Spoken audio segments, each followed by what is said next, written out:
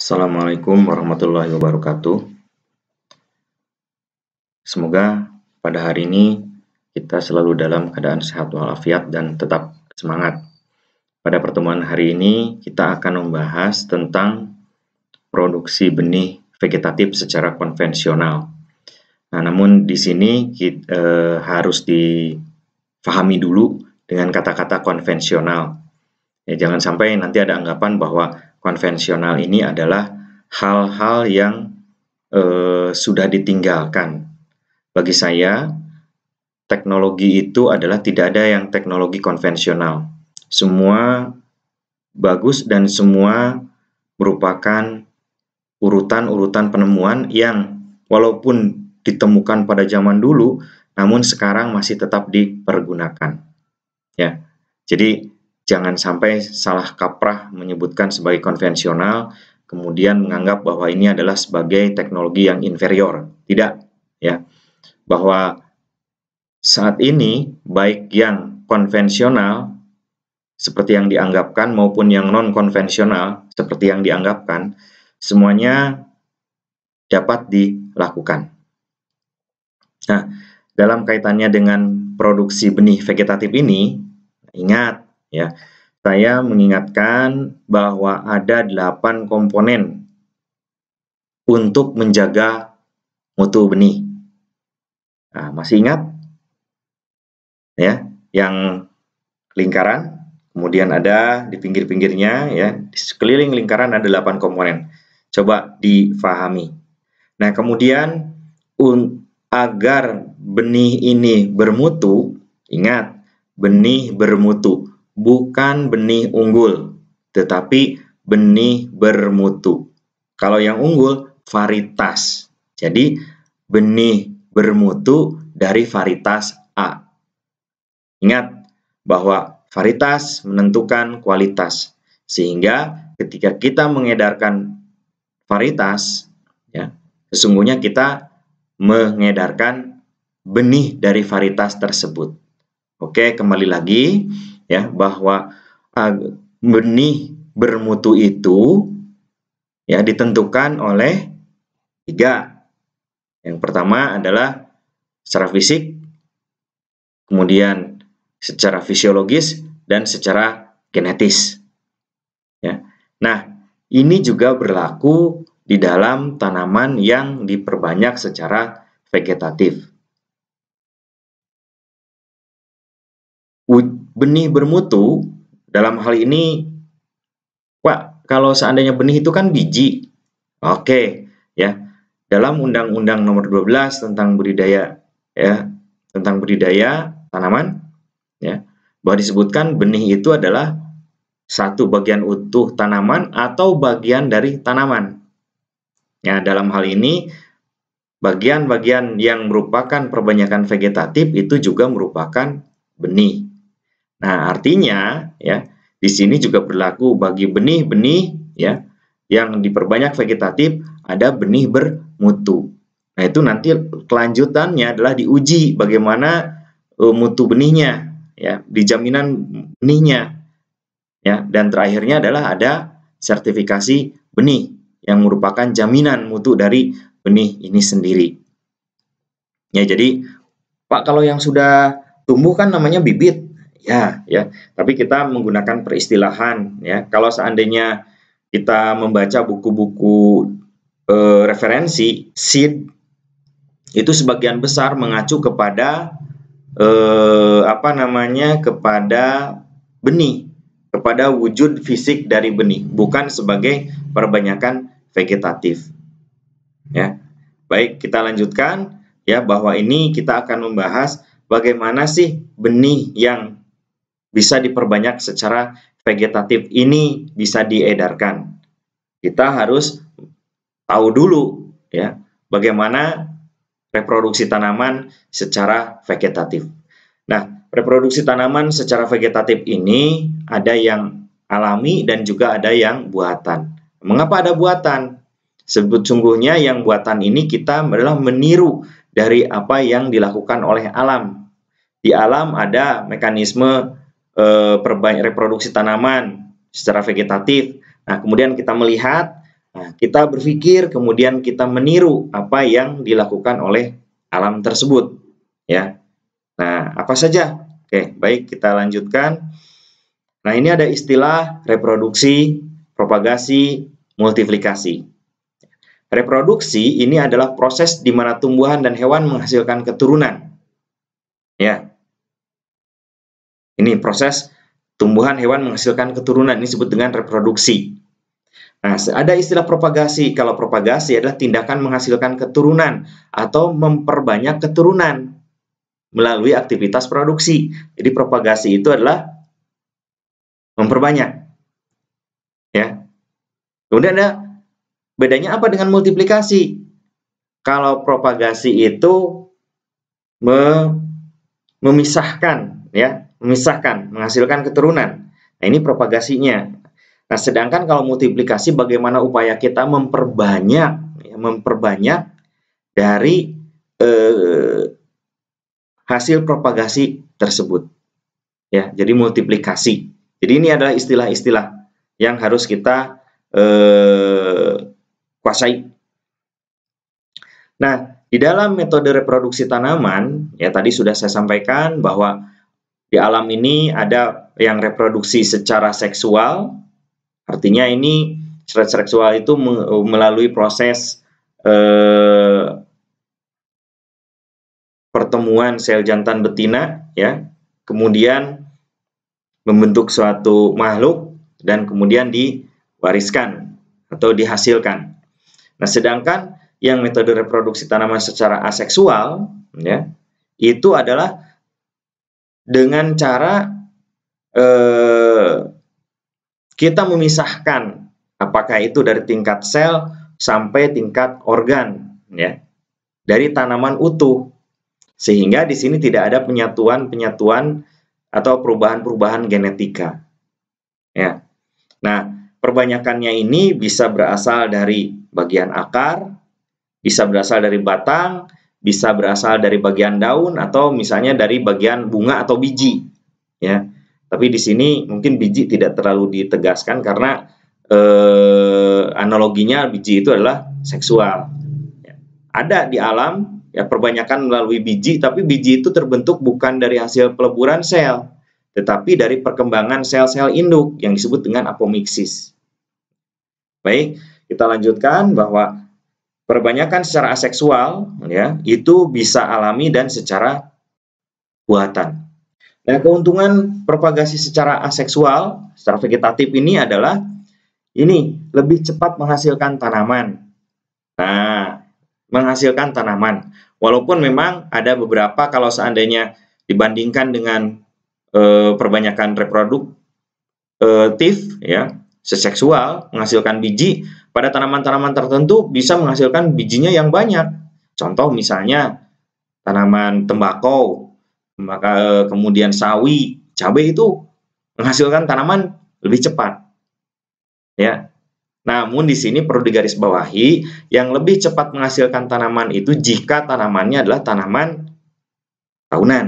Ya, kalau tanaman semusim sama saja dengan yang yang seksual. Kemudian tanaman bebas penyakit ini bisa dikondisikan. Jadi ketika misalnya kita memperbanyak secara vegetatif, pilih tanaman-tanaman yang sehat, ya. Atau memang menggunakan teknologi yang nanti bisa mengeliminasi penyakit. Bermanfaat ketika benih sulit untuk berkecambah. Nah, ada biji-biji tertentu yang sulit untuk berkecambah. Nah, kalau yang sulit berkecambah ini perbanyakan vegetatif bisa dilakukan. Kemudian tanaman yang dihasilkan secara genetik akan identik dengan tanaman induknya. Nah, artinya kalau dalam taraf produksi, ya, hasil itu merupakan jaminan mutu. Jadi harus seragam. Nah, kalau seragam, kita berharap dalam satu hamparan itu ditanami dengan suatu varietas yang sama, katakanlah yang seperti itu. Nah, ini secara genetik akan sama jika kita mendapatkan dari hasil perbanyakan atau propagasinya melalui aseksual atau vegetatif. Kemudian tanaman yang diproduksi dengan atau tanpa bagian reproduktif tanaman. Artinya tidak usah menunggu tanaman itu berbunga, ya. Jadi ini bisa dimultiplikasi secara cepat, ya. Nah, pada beberapa kasus metode ini menjadi lebih murah nih pada beberapa kasus ya. Kasusnya silakan aja. Nanti ini berkaitan dengan analisis usaha ya.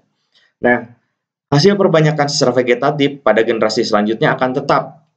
Jadi identik dengan tetua induknya. Ya, dihasilkan lagi, dihasilkan lagi, dihasilkan lagi. Sehingga kualitasnya juga akan mengikuti. Oh, ya terjaga terus-menerus.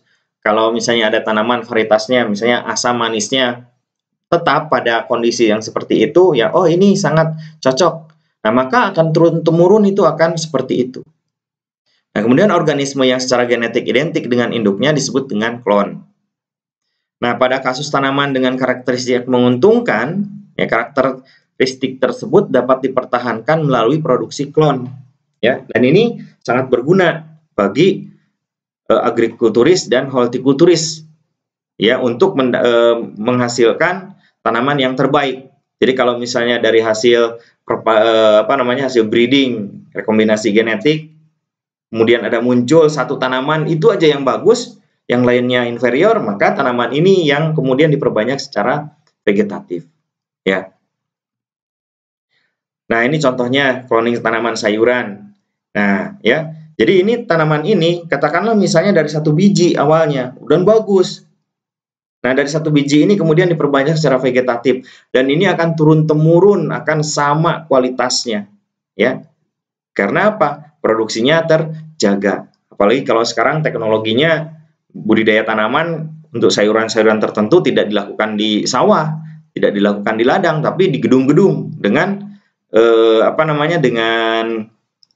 standar produksi yang seperti ini nih, ya. Cahayanya diatur, nutrisinya diatur, umur panennya diatur, dan lain-lain. Sehingga kita ya, setiap saat bisa mendapatkan produk yang berkualitas secara kontinu.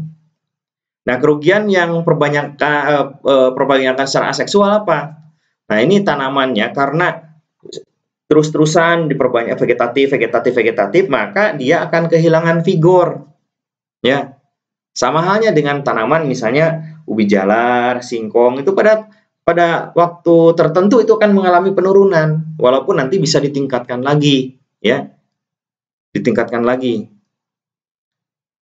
Nah, kemudian tanaman rentan terhadap penyakit, ya, tertentu. Karena apa? Karena katakanlah kalau di lingkungan yang terkontrol sih tidak ada masalah, tapi kalau misalnya kita lakukan di lingkungan yang tidak terkontrol, maka penyakitnya akan beradaptasi atau sumber penyakit, sumber hama akan beradaptasi, sehingga ini yang terus-menerus itu rentan terhadap serangan hama dan penyakit. Nah, karena banyak tanaman yang diproduksi secara serentak, ini menghasilkan populasi yang padat dan kekurangan nutrisi, tentu saja ya. Dan juga yang penting adalah ketika ini ditanam dalam satu hamparan yang luas, sangat luas, misalnya ribuan hektar, maka itu tidak ada penyangga populasinya.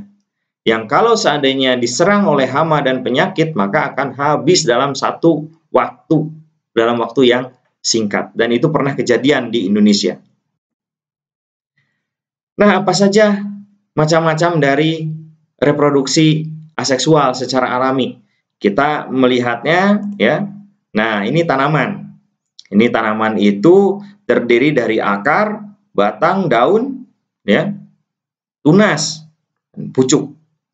Nah, bagian-bagian inilah yang secara alami bisa tanaman bisa diperbanyak dari bagian-bagian tersebut. Ya, walaupun nanti akan spesifik. Ada yang memang sudah menghasilkan anakan-anakan dari bagian-bagian vegetatif tersebut. Nah, reproduksi vegetatif alami ini, perbanyakan alami tanaman, itu ada yang berasal dari organ vegetatif daun. Contohnya misalnya disebutnya dengan adventitious bud. Kemudian ada yang dari batang, ada bulb, ya. Ada runner, ada sucker, ada corm, ada rhizome, ada tuber.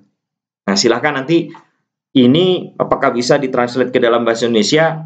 Nah, boleh ditranslate ke dalam bahasa Indonesia, namun tetap harus paham dulu apa yang disebut dengan bulb, karena itu diterjemahkan Indonesia menjadi umbi, ya, corm umbi, ya, rhizome juga umbi, tuber umbi.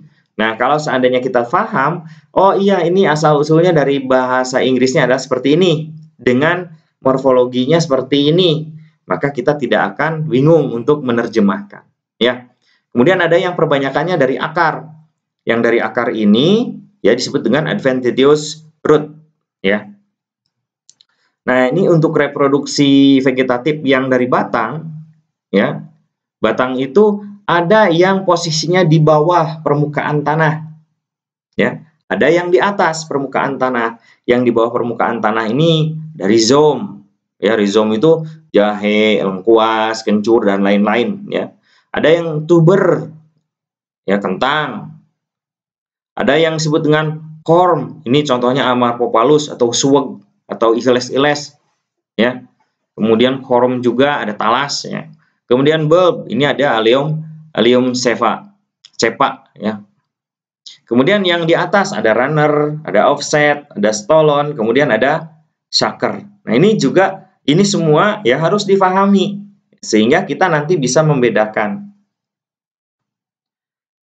Tunas adventif. Tunas yang muncul selain dari pucuk tanaman atau dari ketiak daun. Nah, ya. Ini biasanya muncul dari pucuk tanaman atau dari ketiak daun. Nah, contoh yang tunas adventif daun ini adalah pada tanaman. Nah, ini apa? Ya, katanya bunga Wijayakusuma. Ya, padahal sebenarnya kalau disebut Wijayakusuma itu bukan tanaman yang ini, ya. Cuma memang karena sudah umum disebutnya sebagai Wijayakusuma, ya sudah disebut dengan bunga Wijayakusuma. Ini adalah adventif daun. Kemudian ada Bryophyllum pinnatum. Nah, ini ya semacam apa ya ini? Ini cucur bebek mungkin. Jadi ini di sepanjang ini ya, di sepanjang tepi daun ini muncul anakan-anakan ini, ya, yang nantinya bisa diambil, dipisahkan. Nah, ya, ini adalah tunas adventif dari cucur bebek. Ini helai daun cucur bebek. Kemudian ini yang di pinggir-pinggirnya tadi ini adalah tunas adventif. Nih, ya, ini tunas adventif. Nah, ini kalau dipisahkan dia akan menjadi tanaman baru. Kemudian ini tunas adventif akar. Ini contohnya misalnya pada cemara, ya. Atau misalnya tanaman sukun. Nah, ini juga pada akar perbanyakannya, ya. Jadi ini kita lihat dari akar-akar itu akan tumbuh seperti ini, maka kita pisahkan nantinya sehingga akan menjadi suatu tanaman yang baru. Kemudian ada corm. Nah, corm, bonggol, ya. Bonggol, yang ada bonggolnya apa? Pisang. Kemudian, nah kita juga sebenarnya kita harus menyebut sebagai bonggol talas, ya. Tapi kita kan menyebutnya sebagai umbi. Ya, nah itu istilah-istilah inilah yang harus difahami, jangan sampai nanti salah terjemahan. Corm ini adalah batang yang terdapat di bawah tanah, pendek, bengkak, dan vertikal.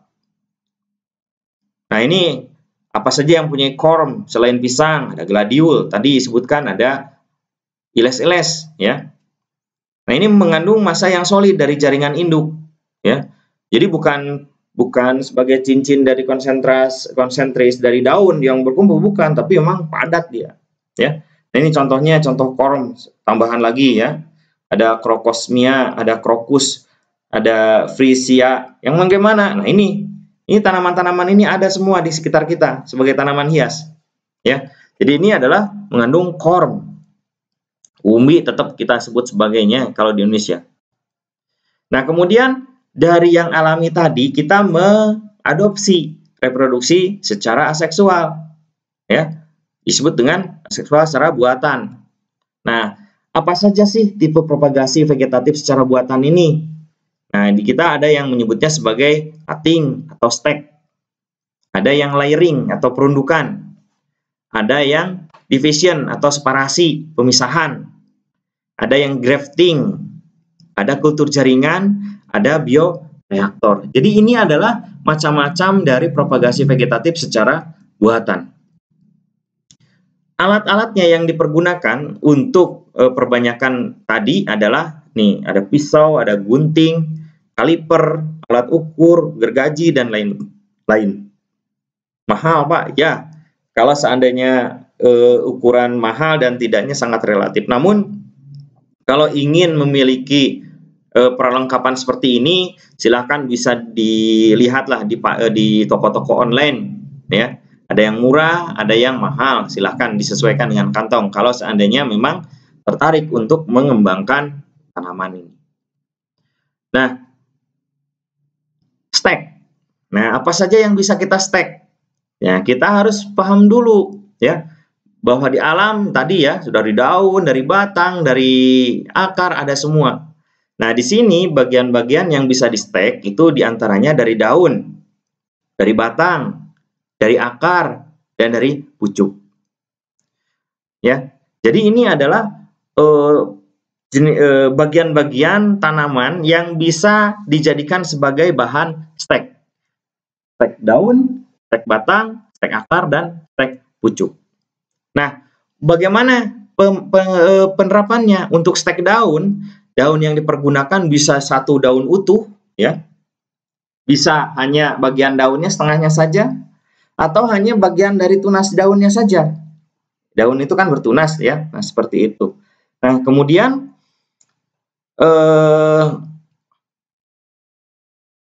kalau yang bagian seluruh bagian tanaman ini apa saja?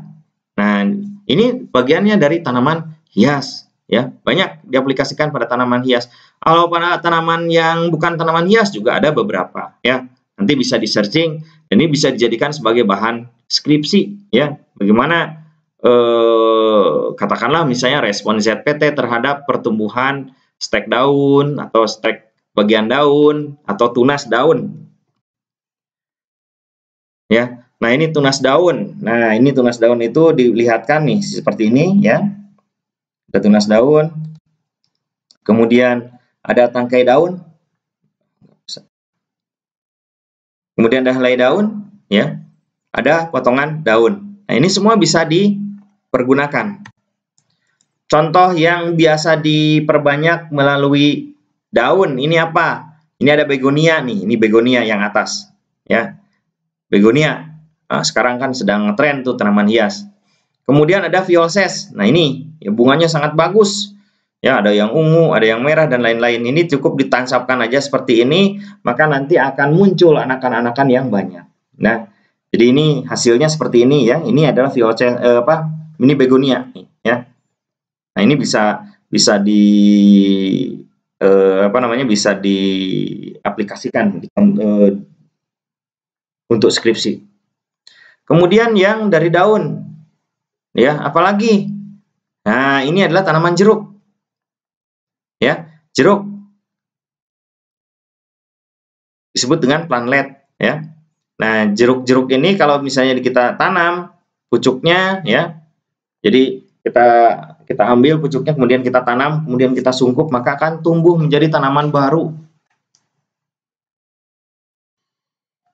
Nah, kemudian ada cutting atau stek batang. Nah, stek batang ini kita harus mengenali dulu jenis-jenis tanaman apa saja sih yang bisa dilakukan stek batang.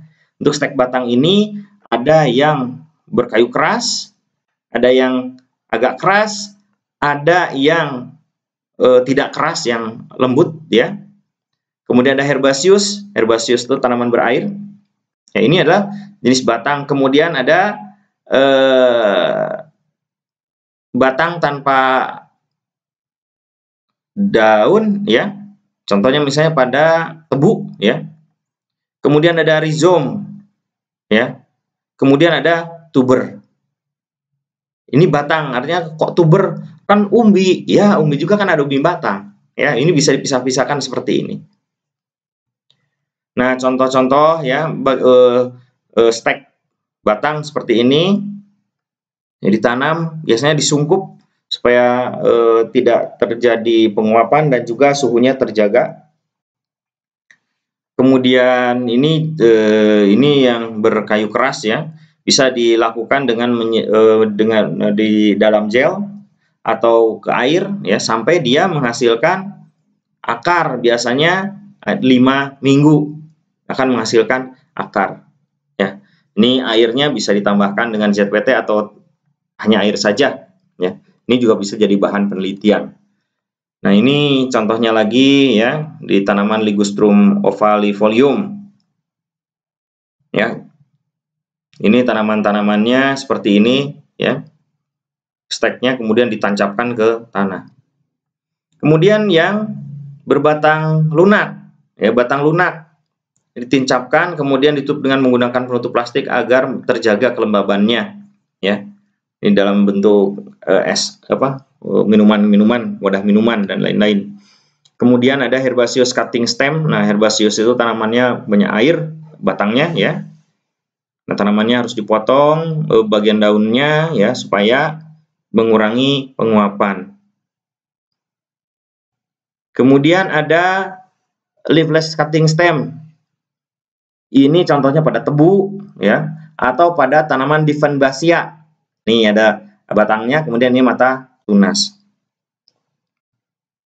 Ini adalah contoh dari stek batang macam-macam ya. Macam-macamnya silahkan. Ini bisa diidentifikasi. Mahasiswa harus bisa mengidentifikasi ya. Ini bagaimana perbanyakan tanamannya. Ya, jangan meniru tapi juga harus boleh meniru, tapi juga harus mengungkapkan ekspresi kreativitas dan inovasinya. Ya. Nah, ini juga sama contohnya misalnya hydrangea, ini bunga kribo kalau kita sebut ya di stek ya. Kemudian ada yang dari batang juga singkong. Nah, ya, singkong ini bisa singkongnya sendiri satu, kemudian ada juga yang disambung dengan metode mukibat ya. Nah, ini jadi ke atasnya batang atasnya adalah singkong karet, yang ke bawahnya adalah singkong yang untuk dikonsumsi. Pak, apakah itu menjadi pahit? Tergantung dari batang bawahnya. Kalau batang bawahnya singkong mentega, tidak pahit. Tapi kalau seandainya batang bawahnya singkong yang biasanya digunakan untuk menghasilkan pati, menghasilkan tepung, menghasilkan gaplek, itu pasti pahit. Jadi, yang menentukan pahit dan tidaknya adalah jenis batang bawahnya. Ya. Jadi, kalau produksinya untuk makanan, berarti pilih. Ya. Pilih singkong-singkong yang biasa dikonsumsi. Tadi singkong mentega. Tapi kalau misalnya memang ingin menghasilkan yang patinya banyak, ya pilih yang jenis pati. Nanti kalau dikonsumsi pasti pahit itu. Ya. Jadi tadi saya sampaikan varietas menentukan kualitas, ya. Ya, pemilihan varietas sangat menentukan. Ini untuk apa? Untuk bahan baku apa? Ya, jangan sampai singkong di mana-mana sama singkong. Tidak, ya. Itu ada jenjangnya, ada variasinya. Singkong untuk keripik berbeda dengan singkong yang besar untuk katanya singkong gajah. Mana bisa singkong gajah diiris-iris? Gede-gede lah singkongnya segede gini. Ya, keripik singkongnya. Padahal keripik singkong butuhnya hanya diameter 6 atau 10 cm saja. Nah, ini adalah cutting atau stek batang ya yang sudah ini merupakan hasil penelitian. Ya, silakan kalau ada yang mau penelitian hal-hal yang baru. Kan sudah diteliti, Pak. Iya, tapi kan varietasnya berbeda-beda. Ya, seperti itu. Nah, kemudian ini ada stek akar. Jadi akarnya yang diperbanyak kemudian di stek. Akarnya ya, ada yang akar seperti ini memang betul ya, akarnya. Kemudian ada yang tuberous root ya. Contohnya misalnya pada dahlia, pada kentang dan lain-lain. Kemudian pada sukun dan lain-lain ya. Kemudian stek pucuk. Ini biasanya dilakukan pada anthurium, aglonema, adenium, philodendron, pachypodium dan lain-lain ya.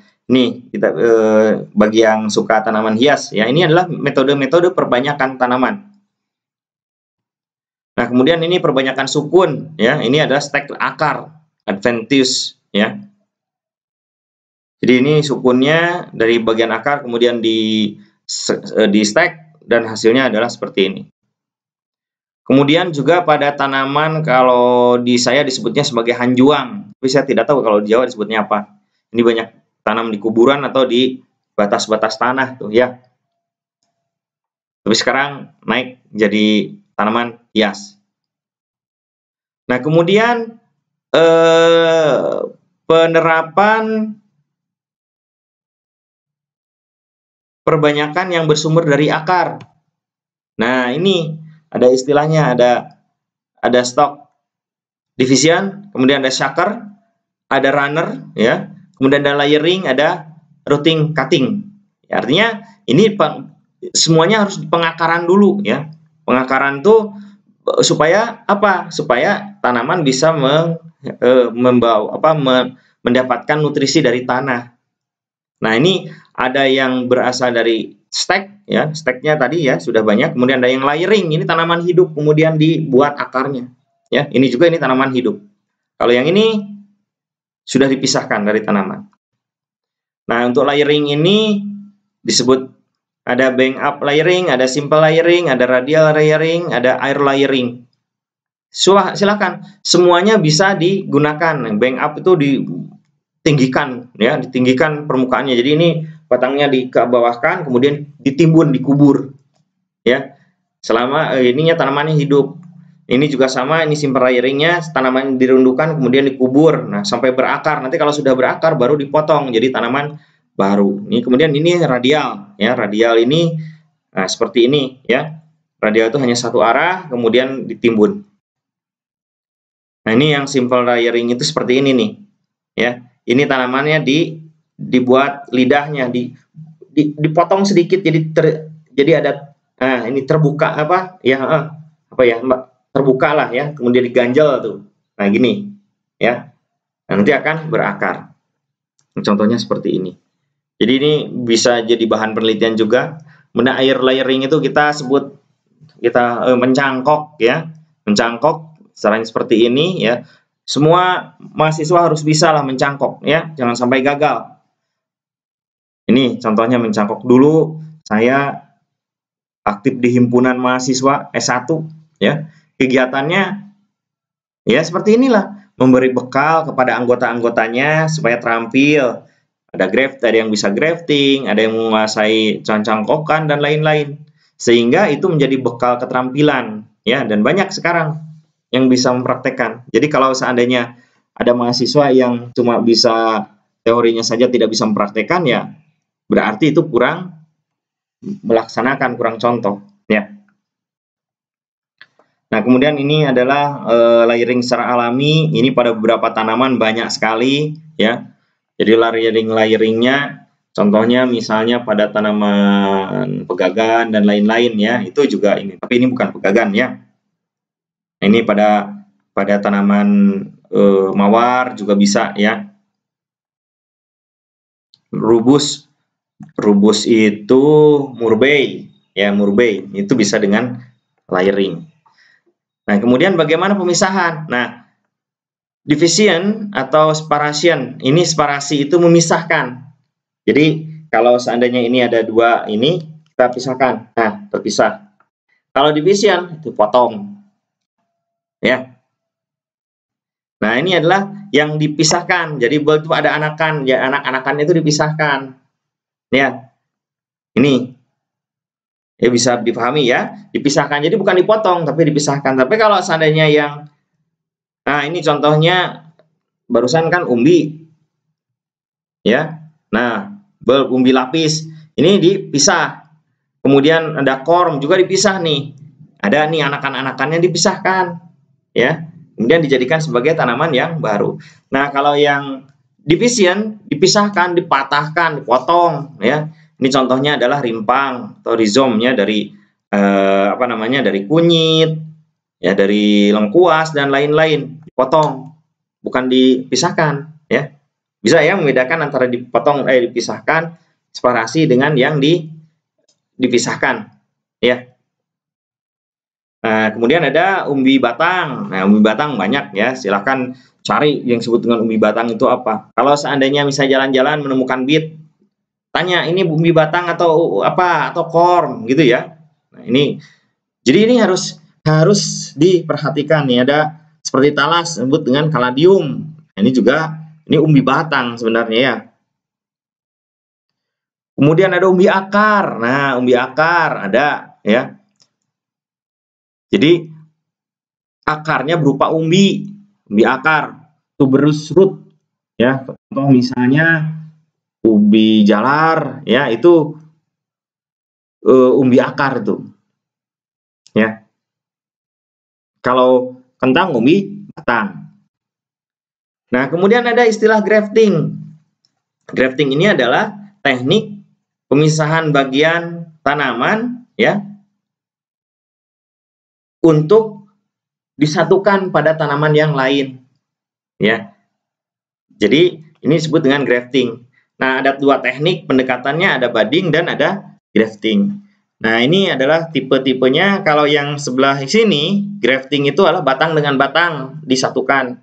Sedangkan kalau yang budding adalah batang dengan tunas, ya, kuncup tunas yang masih kuncup disatukan. Itu prinsip dasarnya. Nah, grafting itu yang budding. Itu ada 3 jenis ya, ada chip budding, ada inverted T-budding, ada T-budding. Kemudian ada grafting itu ada yang whip grafting, cleft grafting, bark grafting, ada green grafting. Ini semua tinggal dicari di searching, banyak sekali ya.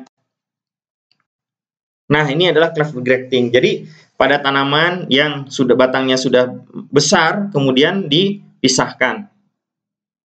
Dibelah, dipotong kemudian dibelah, dan pada belahannya itu disisipkan tanaman-tanaman yang mau ditanam. Kemudian ini ada contohnya juga pada tanaman kaktus ya. Ini juga dipotong kemudian ditempelkan. Nah, ini salah satu teknik grafting ya, disebut dengan top working. Top working itu adalah mengganti tanaman yang sudah tidak produktif agar produktif kembali. Yang sudah tidak produktif ditebang, kemudian diganti dengan tanaman yang baru dengan cara disisipkan ya. Ini dipotong, kemudian dia banyak tunasnya. Nah, dari setiap tunas ini dipilih yang terbaik, kemudian disambung di bagian atasnya ya. Nah, ini ya, disambung bagian atasnya ini. Kemudian inilah hasilnya. Ini bisa ditumbuhkan dulu seperti ini, bisa langsung seperti tadi. Nah, langsung seperti gini bisa ya. Jadi tergantung dari metode yang dipergunakan. Kalau yang ini disisakan beberapa tunas ya. Nah, ini beberapa tunas kemudian di grafting nih, bekas plastiknya, baru kemudian beberapa bulan tumbuh seperti ini. Disebut dengan top working. Top working itu ada dari bagian produksi ya. Ada juga untuk pemulihan tanaman. Kalau untuk pemulihan tanaman dibalik ya. Jadi yang disisipkan bukan dari yang tanaman produktif, tapi tanaman yang hasil persilangan tumbuh dari biji kemudian disisipkan pada tanaman yang sudah produktif, sehingga tidak usah menunggu 7-11 tahun, 2 tahun hasilnya sudah kita tentukan ya. Nah, ini adalah cara-caranya yang tadi ya. Ini tipe bark ya. Potong kemudian dibuat celah, kemudian dimasukkan yang mau di grafting. Nah, ini kemudian budding ya, entries apa namanya, sebut apa ya, penyisipan ya. Nah, ini kita memilih, kita menyisipkan tunas yang masih dorman kemudian ditempelkan ke yang mau kita budidayakan. Nah ya, nah ini budding ya, penempelan ya, tempelan. Ini caranya seperti ini ya. Jadi siapkan batang yang mau ditempelkan, biasanya dipotong dengan kayunya ya. Nah, kemudian kita siapkan batang yang mau kita tempelkan, dibuka T ya, dibuat sayap T, buka, kemudian kita sisipkan yang sudah dipersiapkan tadi ya. Nah, ini adalah step-stepnya, banyak sekali ya. Silakan. Saya kira sumber-sumber seperti ini bisa banyak ya. Bisa banyak ditemukan. Nah, ini seperti gini. Ya, nah ini keterampilan ya. Keterampilan. Mahasiswa pertanian tidak bisa seperti ini. Wah, ya, luar biasa nantinya ya. Kemudian ada yang disebut dengan kultur jaringan atau tissue culture. Nah, ini. Jadi sebenarnya aslinya tissue culture atau kultur jaringan ini adalah upaya untuk perbanyakan tanaman secara massal. Nah, tetapi sekarang kan berkembang, kultur jaringan dipakai sebagai alat bantu ya. Kalau yang tadi tujuannya adalah untuk perbanyakan tanaman, sekarang dipakai alat bantu untuk pemulihan tanaman ya, untuk rekayasa genetika dan lain-lain ya. Nah, ini memerlukan keterampilan yang khusus, memerlukan bahan yang khusus dan SDM juga yang khusus. Nah, keuntungannya proses pembuatan lebih praktis, tampilan bibit lebih seragam, ya karena memang dari sel yang sama ya, kemudian tumbuh bersama. Jumlah besar dapat dihasilkan dalam waktu yang cepat. Nah, ya ini adalah keuntungan dari kultur jaringan. Ini ruang kerjanya harus dalam kondisi yang steril, ya. Harus steril dan juga orangnya harus terampil. Kalau tidak terampil, wah. Terus kemudian jangan jorok.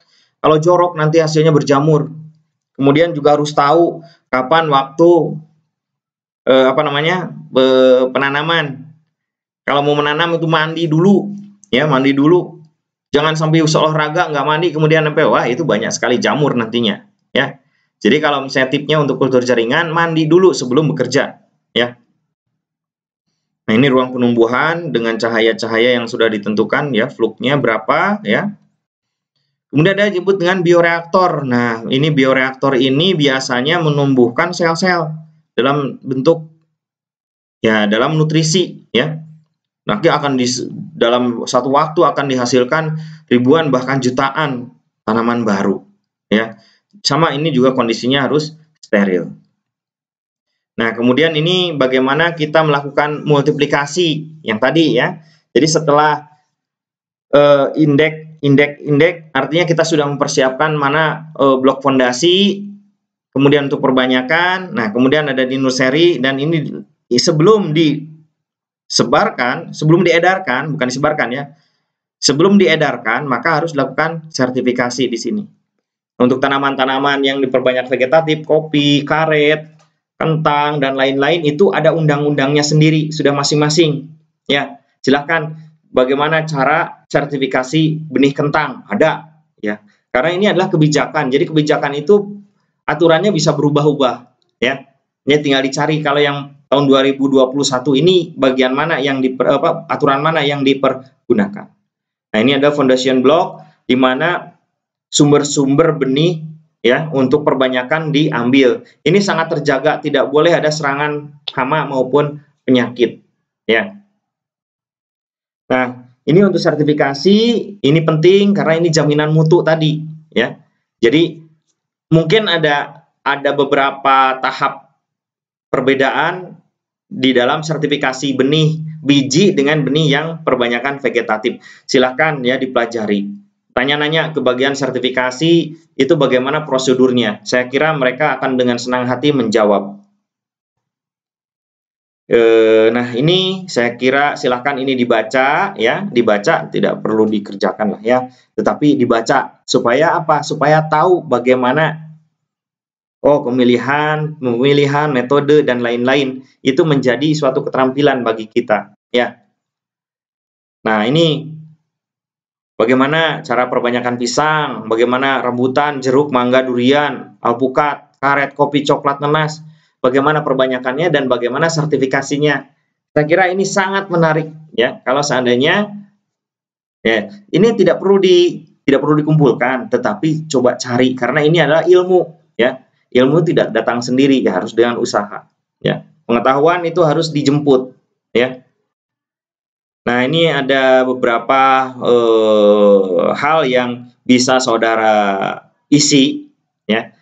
Sekali lagi belum nggak usah dikumpulkan ya, tetapi coba saudara cari bagaimana sih ya, bagaimana sih kalau seandainya produksi komoditi di Indonesia, nah berdasarkan data ya, jangan sampai nanti dengan berdasarkan rasa, nah, kalau sudah berdasarkan rasa nanti sulit ya untuk menentukan batasan-batasannya. Itu saja yang dari saya ya. Kalau ada pertanyaan silahkan disampaikan dalam di Google Classroom di komen ya, sampaikan nanti akan saya balas insya Allah akan saya balas, dan mungkin juga kalau seandainya ada yang bisa memberikan saran atau memberikan masukan dari pertanyaan-pertanyaan dari teman-teman, silahkan langsung di tag ya, bahwa ini adalah jawaban dari saya seperti ini. Jadi kita jadikan Google Classroom itu sebagai media diskusi. Ya. Oke ya. Jadi sekali lagi silahkan berdiskusi lewat Google Classroom, nanti akan saya respon.